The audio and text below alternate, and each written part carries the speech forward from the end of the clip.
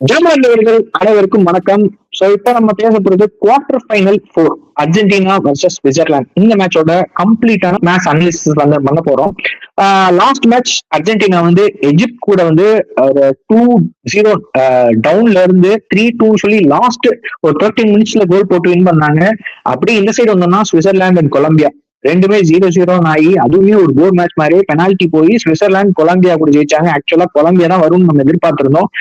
Colombia ஆடின ஆட்டத்துக்கு அவங்க தான் வந்திருக்கணும். ஸோ சுவிட்சர்லாந்து வந்துட்டாங்க. பட் சுவிட்சர்லாந்துமே ஒரு டஃபான டீமா தான் இருக்கும். ஏன்னா சுவிட்சர்லாந்து வந்து அர்ஜென்டினா கூட 2014 கூட விளையாண்டு இருக்காங்க. எக்ஸ்ட்ரா டைம் போய் ஒரு கோல் போட்டு அர்ஜென்டினா வின் பண்ணியிருக்காங்க. அது ஒரு விஷயம். அதுவுமே வந்து ஒரு ரவுண்ட் ஆஃப் 16 மேட்ச். இது வந்து குவார்டர் ஃபைனல் மேட்சா இருக்க போகுது. ஓகே, இந்த மேட்ச்ல வந்துட்டு இது வந்து ஈக்குவலான ஒரு மேட்சா இருக்குமா? ஏன்னா அர்ஜென்டினா கேப் ஈஜிப்ட் கூட அவ்வளவு பெருசா பெர்ஃபார்மன்ஸ் இல்ல. பட் இருந்தாலும் அந்த ரெண்டு டீம் நல்லா ஆடி இருந்திருக்காங்க. நம்ம வெறும் இந்த ரெண்டு மேட்சை மட்டும் வச்சுட்டு அர்ஜென்டினா வீக்குன்னு சொல்லிட முடியாது. அதுல ஒரு விஷயம் இருக்கு, நான் சொல்றேன் என்னன்ட்டு. இப்ப அர்ஜென்டினா எஜிப்ட் கூடயும் கேப் கூடயும் ஒரு டிக்கி திணறிதான் வந்து ஜெயிச்சிருக்காங்க. ஸோ சுவிட்சர்லாந்து கூடயும் அந்த மாதிரி மேட்ச் இருக்கும் கண்டிப்பா சொல்ல முடியாது. இதுல இருந்து இந்த ரெண்டு மேட்ச்ல இருந்து அர்ஜென்டினா மீண்டு வருமா? சுவிட்சர்லாந்து கூட ஈஸியா ஜெயிக்குமா? இல்ல சுவிட்சர்லாந்து வந்து கண்டிப்பா ஒரு எக்ஸ்ட்ரா டைமோ ஒரு பெனால்டி கொண்டு போறதுக்கான வாய்ப்பு இருக்கா? நீங்க சொன்ன முக்கியமான விஷயம், திக்கி திணறி தான் வந்திருக்காங்க. ஸோ அது பார்க்கணும். ஏன்னா ஈஸியான பிக்சர்ஸ் அமைஞ்சுமே திக்கி திணறி வந்திருக்காங்க. ஸோ இது ரொம்ப பேடா இருக்கு அர்ஜென்டினாக்கு. இப்போ என்னன்னா சுவிட்சர்லாந்துல எனக்கு நான் கிடைச்ச இன்ஃபர்மேஷன் படி என்னன்னா அவங்க என்ன மாதிரி ட்ரைனிங் எடுக்கிறாங்கன்னா 11 vs 10 11 vs 9 விளையாடுறாங்க. மெயின் டீம் வந்து 10 பேர் தான், 9 பேர் தான் வச்சு, ஆப்போனன்ட் டீம் வந்து 11 வச்சு ரெட் கார்டு வாங்கின மாதிரி ட்ரைனிங் எடுக்கிறாங்க எக்ஸ்ட்ரா. இது வந்து என்னன்னா நம்ம ஒரு ரெட் கார்டு வாங்கிட்டோம், எக்ஸ்ட்ரீம் பிராக்டிஸ் இறஞ்சிருக்காங்க. எவ்வளவு பிரஷிங் இருந்தாலும் நம்ம அதை பிரஷிங் ரெசிஸ்டன்ஸோட ஆடணுங்கிற மாதிரி இருந்தால்தான் இப்படி விளையாட முடியும். ஏன்னா ஒரு 11 பேருக்குள்ள 9 பேர் ஆடணும்னா அதிக பிரஷர் ரெசிஸ்டன்ஸ் கண்டிப்பா இருக்கும். அதிக பிரஷிங் என்ன பண்ணுவோம், அந்த பிரஷிங் ரெசிஸ்டன்ஸ் எப்படி அர்ஜென்டினா கொண்டு வர்றது அப்படிங்கறதுதான் இந்த ட்ரைனிங்கோட முக்கியமான இதா இருக்கும்னு நினைக்கிறேன். ஏன்னா இப்ப அர்ஜென்டினாக்கு ஒரு விஷயம் நான் சொல்றேன்னு சொல்லியிருந்தேன் இல்லையா? இப்ப என்னன்னா அர்ஜென்டினாவோட டிஃபென்ஸ் வந்து நல்லா இருக்கு. ஆக்சுவலா டாப் ரேட்டட் டிஃபெண்டர் யாருன்னு பார்த்தா சென்டர் பேக் லிசண்ட்ரோ மார்டினஸ். அவர் தான் வந்து டாப் ரேட்டட் சென்டர் பேக். 7.80 வந்து ரேட்டிங் வச்சிருக்காரு. அதே ரொமேரோ பார்த்தா 7.6 வச்சிருக்காரு. டாப் 13 டிஃபெண்டர்ஸ்ல 3 பேர் அர்ஜென்டினால இருந்து இருக்காங்க, மெடினா உட்பட. எந்த டீம்ல இருந்து 3 பேர் கிடையாது. ஸ்பெயின்ல இருந்து 2 பேர், பிரான்ஸ்ல 2 பேர் தான் இருக்காங்க. ஆனா சென்ட்ரல் பேக்ஸ்ல மட்டும் 3 பேர் அர்ஜென்டினாவில் இருக்காங்க. மெடினா வந்து இன்ஃபேக்ட் அவர் வீக்கரா ஆடி இருக்காரு, சென்டர் பேக் ஆட கிடையாது. அர்ஜென்டினாக்கு பெரிய வீக்னஸ் என்னன்னு பார்த்தா 2 பேர் வீங் பேக் தான். டாக்லியஃபிகோ அதெல்லாம் நல்லா ஆடி இருக்காரு. பட் ஆனா மொலினாவும் சரி, மாண்டியலும் சரி, மாண்டியல் வந்து அவருக்கு பெருசா கேம் டைம் கிடைக்கல. பட் மொலினா வந்துட்டு கொஞ்சம் வீக்கா இருக்க மாதிரி எனக்கு தெரியும் ரைட் பேக்ல. ஏன்னா லாஸ்ட் வேர்ல்டு கப் ஆன பர்ஃபார்மன்ஸ் மொலினா கிட்ட இந்த வேர்ல்டு கப்ல கண்டிப்பா இல்லைன்னு தோணுது. ஒரு பேஸ் ரெண்டு சைடும் பேஸ் இருந்தது விங்ல. டாக்லியஃபிகோ வந்துட்டு ஈஜிப்ட் கூட வந்து ஹசீன் மசான் கூட பயங்கரமா அர்ஜென்டினால விங்ல கண்ட்ரோலே பண்ண முடியல ஹசீன் மசான. அதனாலதான் கோல் வந்து போச்சு, செகண்ட் கோல். அதே மாதிரி இந்த சைடு பார்த்தோம்னா விங்ல மொலினாவும் கொஞ்சம் கஷ்டப்படுறாரு. சோ இதுக்கு சென்ட்ரல் டிஃபெண்டிங் மிட்ஃபீல்டர்ஸ் 2 பேர் இருந்தாதான் இதை வந்து காம்பன்சேட் பண்ண முடியும்னு நான் நினைக்கிறேன். ஸோ இப்போ என்ன பார்த்தீங்கன்னா இதுக்குதான் இந்த எல்லா சப்போர்ட்டுக்கு தான் போன மேட்ச் பரிடஸ் வந்தாரு. என்னாச்சுன்னா எல்லா டிஃபெண்டர்ஸும் அட்டாக் போகும்போதும் அவர் வந்து ஒரு முக்கியமான ஒரு இன்டர்செப்ஷன் போட்டாரு. அப்ப என்னன்னா பரிடஸ் வந்து இனிமேல் ஃபுல் மேட்ச் விளையாடுவார் depending on the score line. Actually போன மேட்சே எடுத்திருப்பாங்க. ஆக்சுவலி 2-0 டவுன்ல பரிடஸ் தேவைப்படாது. ஆனா எப்படிதான் யோசிச்சாங்களோ வச்சாங்களோ அது கடைசியில அவங்களுக்கு இதாயிருச்சு. ஆனா அப்ப என்னன்னா இது டீம் பொறுத்து மாதிரி ஈஜிப்ட் தான் நம்ம வந்து 2 கோல் வேற இது எடுத்துட்டு கரெக்ட். ஏன்னா பரிடஸ் வந்து ஹெட்டருக்கு போக மாட்டாரு, செட் பீஸ்க்கு போக மாட்டாரு. எப்பாச்சும் லாங் ரேஞ்ச் ஷாட், அது போக லாங் ஷாட் அடிப்பாரு. லாங் ரேஞ்ச் ஷாட் அவருக்கு இருக்கு. மெயினா டிஃபெண்டிங் பாசிங் தான். டிஃபெண்டிங் அப்புறம் டீம் ஃபுல்லாமே ஹெல்ப் பண்றதுக்கு தான். எங்க பொசிஷன் அந்த பாஸை இது பண்ணி இது என்ன சொல்ற ஆப்போனன்ட்டோட எனர்ஜியை டிஸ்ட்ரிபியூட் பண்றதா. பெனால்டி ஷூட் அவுட் பண்ண எடுக்கிறதுக்கு ஒரு கான்ஃபிடென்ட்டான பர்சன் லியண்ட்ரோ. சோ இதுக்கு தான் வச்சிருக்காங்க. ஆனா நேத்து ஒரு அதிசயம் என்னன்னா அவர் சப்ஸ்டியூட்டே பண்ணல. சோ அப்ப என்னன்னா அவர் வந்து இப்ப வந்து கண்டிப்பா நீங்க வர மேட்சஸ் ஸ்டார்ட் பண்ணுவாரு. ஏன்னா இன்டர்செப்ஷனோட ஹை ரேட்டிங் வச்சிருக்காரு. இது ஒண்ணு. இப்ப வந்து என்னன்னா இப்ப சென்ட்ரல் டிஃபெண்டிங் மிட்ஃபீல்டர்ஸ்ல வந்துட்டு ஆக்சுவலா போன மேட்ச்ல ஃபுல்லா ஆடி இருக்காரு. அந்த மேட்ச் டாப் ரேட்டிங் எடுத்திருக்காரு, 8.2 ரேட்டிங் வச்சிருக்காரு அந்த மேட்ச்லயும். முன்னாடி மேட்ச்லயும் வந்து அசோசியேட்லாம் வந்துமே நல்லா ஆடி இருக்காரு. சோ அதனால வந்து போன மேட்ச் ஸ்டார்டிங் வந்து கிடைச்சிருக்கு. இப்ப என்னன்னா இவங்க 2 பேர்த்தையும் என்ஜோவையும் இவருக்கல்ல யாரு பரேடேஸையும் டிஃபென்சிவ் மிட்ஃபீல்ட்ல போட்டு லோசெல்ஸாவை கொண்டு வரலாம்.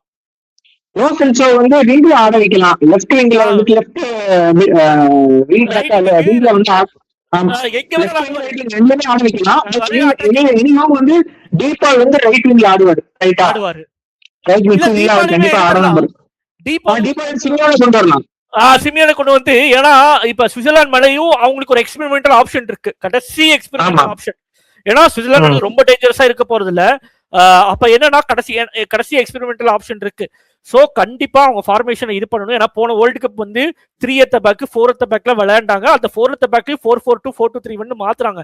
இன்னைக்கு வரைக்கும் 4-2 5 மேட்ச் விளையாண்டுருக்காங்க. மாத்திரேனா செமிஃபைனல்ல சொல்ல முடியாது, ரொம்ப கஷ்டமாயிரும். அதோட இன்னொரு விஷயம் என்னன்னா, அத்லெட்டிகோ மேட்ரிட்டுக்கு வந்து சிமியோனே ரைட் பேக் ஆடி இருக்காரு.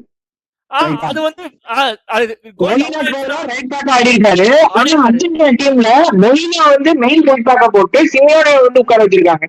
அது என்ன ஒரு இதுன்னு தெரியல. ஒரு அர்ஜென்டினா டீமுக்குள்ள யாரு வந்து கிளப்புக்கு மெயின் பிளேயரா இருக்காங்களோ அவங்களதான் நல்லா வைக்கணும். அது கரெக்ட். அது வந்து நெப்போட்டிசம்ன்ற மாதிரி அவங்க அப்பா கோச்சா இருக்காரு, பையன் ஆட வைக்கிறாருன்ற மாதிரி வந்து முடிவு பண்ணிட்டாங்களோ அர்ஜென்டினாக்கு. இது வரைக்கும் கிடையாது. இல்ல ஸ்கலோனி பண்ணதே கிடையாது. இது வரைக்கும் எனக்கு தெரிஞ்சு 99% பண்ணதே கிடையாது. ரீசன் என்னன்னா, ஒரே ஃபார்மேஷன் ஒரே சிஸ்டம்ல வர்றாங்க. ஓகேவா? சோ அப்ப என்ன ஆகுதுன்னா, இன்னும் எக்ஸ்பீரியன்ஸ் பண்றதுக்கு பயப்படுறாரா என்னன்னு தெரியல. போன வருஷம் வரும்போது ஃபர்ஸ்ட் வேர்ல்டு கப், ஓகேவா? சோ அதனால வந்து ஃபர்ஸ்ட் மேட்ச் அந்த பாப்பு கோமஸ்லாம் வச்சிருந்தாங்க. சவுதி அரேபியால செட் ஆகல, மெக்சிகோ கூட செட் ஆச்சு. அப்படியே போலந்து அப்படியே போயிட்டே இருந்தாங்க. நல்லா ஃபர்ஸ்ட் மேட்ச் வந்து போன வருஷம் வந்து சப்ஸ்டிட்யூட்டா தான் வந்தாரு. ரெண்டாவது மேட்சும் சப்ஸ்டிட்யூட்டா தான் வந்தாரு. அந்த மெக்சிகோல கோல் போட்டுக்கு அப்புறம் தான் ஸ்டார்டிங் ஆரம்பிச்சார் என்ஜோ பெர்னாண்டஸ். நல்ல பாயிண்ட் இது. சோ அப்ப என்னன்னா இந்த மாதிரி ஆகுதா? சோ இப்ப வந்து என்னன்னா இவர் வந்து கிளப் மேட்சஸ் பாக்குறது ரொம்ப யோசிக்கிறாருன்னு நான் நினைக்கிறேன் ஸ்கேலனி. ஏன்னா விளையாட்டு பிளேயர்ஸே விளையாடுறோம், ஏன்னா அவங்களுக்கு எக்ஸ்பீரியன்ஸ் இருக்கு. நிக்கோ பாஸ், சிமியோனே, லோசெல்ஸோ, அப்புறம் வேலண்டின் மார்க்கோ, 4 பேர் வந்து சுத்தமா யூஸே பண்ண கிடையாது. இந்த 4 பேருக்கு அட்லீஸ்ட் 2 பேரா இந்த மேட்ச் ஆட வைக்கணும். அப்பதான் வந்து அவங்க அடுத்த மேட்ச் போகும்போது அவங்க எப்படி ஆடுறாங்கன்னு மக்களால தெரியும். சப்போஸ் சரியா ஆடுறதும் ஆஃப் டைம்ல எடுத்துட்டு கூட மாத்தலாம்ல. அதுல என்ன தப்பு இருக்கு? டைம் இருக்கு அவங்களுக்கு, டைம் இருக்கு.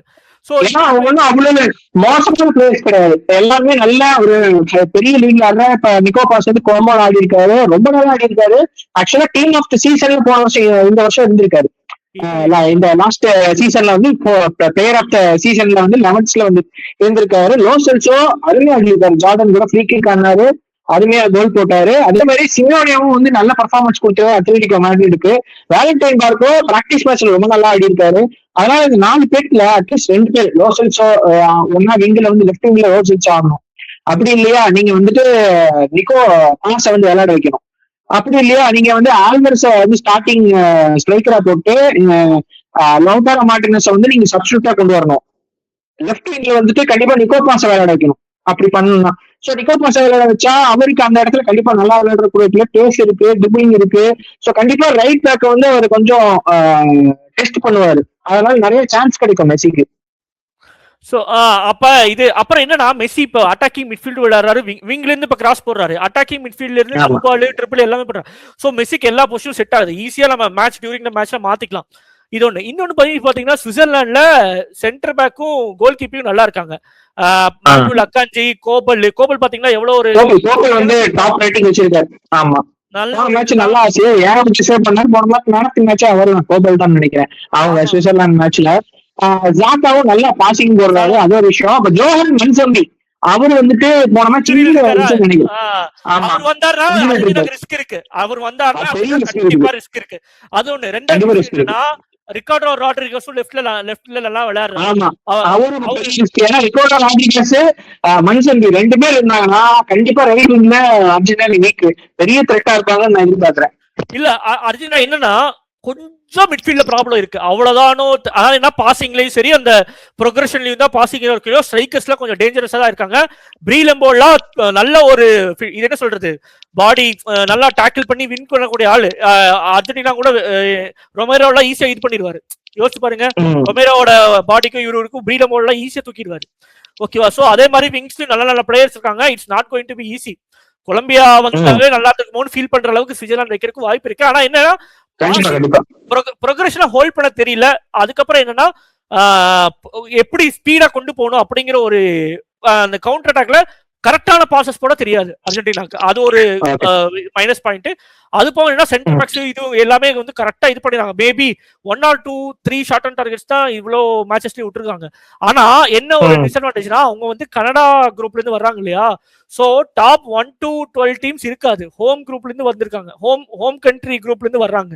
சோ அந்த டீம் கூட விளையாட வருவாங்க. சோ சுவிட்சர்லாந்துக்கு அது ஒரு வீக்னஸ். மத்தபடி எல்லா டீமும் ஜெயிச்சுதான் நல்லா நீட்டா விளையாண்டு தான் வர்றாங்க. கொலம்பியா கூட அவங்க பெனால்டி ஜெயிச்சிருந்தாலும் கொலம்பியாங்கிறது குவாலிட்டியான சைடு. அவங்க நியர்லி ஒரு 12-13 ரேங்கிங்குள்ள இருக்க ஒரு டீம். சோ அவங்க கூட டஃப் ஃபைட் கொடுத்துருக்காங்கன்னா கண்டிப்பா அர்ஜென்டினா கூட டஃப் ஃபைட் கொடுப்பாங்க, அதுல டவுட்டே கிடையாது. ஏன்னா சுவிட்சர்லாந்து வந்து ரொம்ப வருஷமாவே வந்து வேர்ல்டு கப்ல குவாலிஃபை தான் இருக்காங்க. கண்டிப்பா லாஸ்ட் 2014 கடைசியா மீட் பண்ணும்போதே ரொம்ப டஃபா தான் இருந்திருக்கு மேட்ச். இத்தனைக்கும் அந்த டீம்ல பெரிய பெரிய பிளேயர்ஸா இருந்திருக்காங்க. இந்த மாதிரி மாஸ்கரானோ, டெபிச்செல்லிஸ், கேரி, இந்த மாதிரி ஏகப்பட்ட பெரிய பிளேயர்ஸ் இருந்துமே டஃபா தான் வந்து போயிருக்கு. ஸோ அப்ப ஷக்கீரின்னு ஒரு ஆள் இருந்தாரு. இந்த மாதிரி முக்கியமான பிளேயர்ஸ் எல்லாம் இருந்திருக்காங்க. பட் இந்த டைமும் ஜோவன் மன்சர்வி வந்தா ரொம்ப டஃபா இருக்கும். ஏன்னா விங்கில கன்ஃபார்மா பெரிய த்ரெட்டா இருப்பாரு அப்படிங்கிறது நம்ம ஏற்கனவே பேசணும். ஓகே, இப்ப வந்து டாக்டிக்ஸ் அவங்க மாத்திராங்களா இல்லையாங்கிறது கண்டிப்பா நம்ம பார்க்கணும். 3-4-3 இல்லைன்னா 4-3-3 ஆடுறது தான் எனக்கு தெரிஞ்சு ஒரு அட்டாக்கு அர்ஜென்டினாவோட அட்டாக்கு ஈஸியா இருக்கும். ஏன்னா லாஸ்ட் மேட்ச் அப்படி மாத்தி தான் அட்டாக் ஈஸியா பண்ணி எஜிப்ட் கூட ஜெயிச்சாங்க. அதனால இந்த டைம் கண்டிப்பா 4-4 ஆனா பெரிய பிரச்சனை டவுட்டே இல்லை. அவங்க ஃபர்ஸ்ட் கோல் போடுறதுக்கு வாய்ப்பு இருக்குது. 4-3-3 3-4-3 ஆனா அர்ஜென்டினா அட்டாக் பண்ணி கோல் போடுறதுக்கு ஃபர்ஸ்ட் கோல் போடுறதுக்கான வாய்ப்பு இருக்கும். டிஃபென்ஸ்க்கு வரும்போது நம்ம அடுத்து பாத்துக்கலாம். ஃபர்ஸ்ட் கோல் போடுறதெல்லாம் வந்து குறியா இருக்கணுமே தவிர அவங்க கோல் போட விடக்கூடாது. அது அர்ஜென்டினாக்கு ஒரு பெரிய இது. ஏன்னா திருப்பியும் வந்துட்டு அவங்க கோல் போட்டு திருப்பி நம்ம அவங்க டிஃபெண்ட் பண்ண ஆரம்பிச்சிட்டாங்கன்னா அப்புறம் திருப்பி கோல் போடுறதுங்கிறது ரொம்ப கஷ்டமா போகுது அர்ஜென்டினாக்கு. ஸோ ஃபர்ஸ்ட் முடிஞ்ச வரைக்கும் ஃபர்ஸ்ட் லீட் எடுக்க பார்க்கணும், கம்ப்ளீட் அட்டாக் இருக்கணும்னு நான் எதிர்பார்க்கிறேன். ஸோ எப்படியும் ஆல்வர்ஸ், நிக்கோ கொன்சாலஸ் வந்து கண்டிப்பா ஆடணும். இல்ல அட்லீஸ்ட் இவராவது ஆட வைக்கலாம். யாரு நிக்கோ பாஸ் இல்ல நிக்கோ கொன்சாலஸாவது ஆட வைக்கலாம் ஸ்டார்டிங்ல. அது கொஞ்சம் அவங்க பண்ணணும் அப்படிங்கறது நான் எதிர்பார்க்கிறேன். ஓகே, அது எப்படிங்கிறது நம்ம மேட்ச் அப்போ நம்ம பார்க்கலாம். ஓகே, இந்த மேட்ச்ல வந்துட்டு ஸ்கோர் லைன் என்னவா இருக்கும் அப்படின்னு நீங்க நினைக்கிறீங்க? அர்ஜென்டினா பண்ணனா 3-1 ஆகிறதுக்கு வாய்ப்பு இருக்கு. 3-1 இல்ல 2-0 மாதிரிதான் வாய்ப்பு இருக்கு. பட் சுவிட்சர்லாந்து வந்து ஒரு என்னன்னா அவங்க கொஞ்சம் சேஃபா விளையாடுறாங்களா என்னங்கிறது, சேஃபா விளையாடுறாங்களா அட்டாக் பண்றாங்களான்னு தெரிஞ்சாதான் சொல்ல முடியும். சோ 3-1 2-0 தான் எக்ஸ்பெக்ட். 2 கோல் தோக்கறதுக்கு டிஃபரன்ஸ் இருக்கு. இல்ல அர்ஜென்டினா 1 கோல் போடுறதுக்கும் இது டிரா ஆகிறதுக்கும் வாய்ப்பு இருக்கு. சப்போஸ் சேம் லைனப்போட வந்தாங்கன்னா அர்ஜென்டினா கூட எக்ஸ்ட்ரா டைம் போறதுக்கு வாய்ப்பு இருக்கு. ஓகே, நான் என்னோட வந்து சரி 3-2 ஆகிறதுக்கு தான் வாய்ப்பு இருக்குன்னு நினைக்கிறேன். மேபி 3-1 ஆகலாம், அது சொல்ல முடியாது. ஒரு கோல் டிஃபரன்ஸ் தான் இருக்கும்னு நான் எதிர்பார்க்கிறேன். 2-1 இருக்கலாம், 3-2 இருக்கலாம், ஆமா 3-1 கூட இருக்கலாம், அது சொல்ல முடியாது. ஸோ அது வந்து எப்படி ஆடுறாங்கிற பொறுத்து தான் இருக்கு. ஃபார்மேஷன் எப்படி கொண்டு வர்றாங்க அப்படிங்கறதுலாம் வந்து நம்ம சொல்ல முடியும். இப்போ ஃபார்மேஷன் 4-3-2 3-4-3 கொண்டு வந்தா 2 கோல் டிஃபரன்ஸ் ஜெயிக்கிறதுக்கு வாய்ப்பு இருக்கு. 4-4-2 கொண்டு வந்தா 1 கோல் டிஃபரன்ஸ் ஜெயிக்கலாம், எக்ஸ்ட்ரா டைம் போகலாம், இடையில ஃபார்மேஷன் மாத்தி நல்லா ஆடலாம், அது சொல்ல முடியாது. முக்கியமான ஸ்டார்ட் என்னன்னா 72 இயர்ஸ் முன்னாடி சுவிட்சர்லாந்து ஹோஸ்ட் பண்ணி குவார்டர் ஃபைனல் ரீச் ஆனாங்க. அதுக்கப்புறம் இப்பதான் குவார்டர் ஃபைனல் ரீச் ஆனாங்க. அந்த ஹோப்போட செமிஃபைனல் இப்போவாச்சும் போயே ஆகணும்னு வருவாங்க. சோ அர்ஜென்டினாக்கு அவ்வளவு ஈஸியா இருக்க போறது கிடையாது. ஓகே, சரி பார்ப்போம். மேட்ச் முடிச்சுட்டு கண்டிப்பா நம்ம இந்த மேட்சோட ரிவ்யூ கண்டிப்பா நம்ம பண்ணுவோம். தொடர்ந்து இருந்தீங்க இதே மாதிரி நல்ல வீடியோ நெக்ஸ்ட் டைம் கண்டிப்பா. Until then, bye from Kapil Murugesh and Gautam.